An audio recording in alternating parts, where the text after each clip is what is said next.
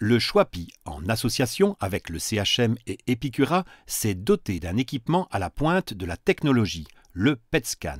Grâce à cet investissement, l'hôpital permet aux patients de disposer d'une offre de services hospitalière complète et hautement qualitative.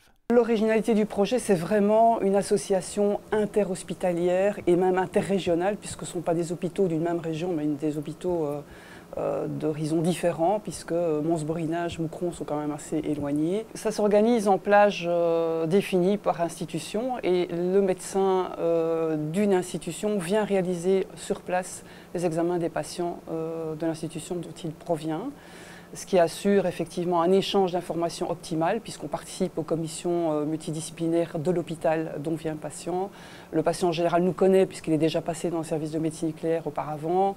Il se sent beaucoup plus entouré, plus suivi, etc. La transmission d'informations est aussi très rapide. Soucieux de répondre aux besoins actuels et futurs de ses patients comme de ses collaborateurs, le Choipi optimise son organisation immobilière.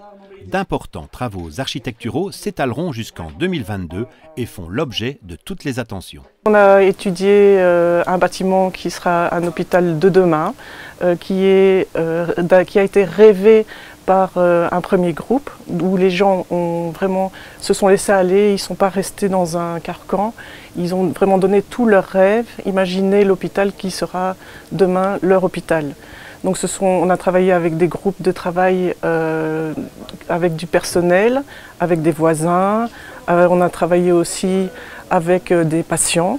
Vraiment le patient a été mis au centre du projet puisque l'hôpital est fait pour lui et aussi pour les gens qui y travaillent évidemment. Et donc tout le bâtiment du futur, l'hôpital du futur a été créé en pensant à la mission du Choipi, bien-être et être bien.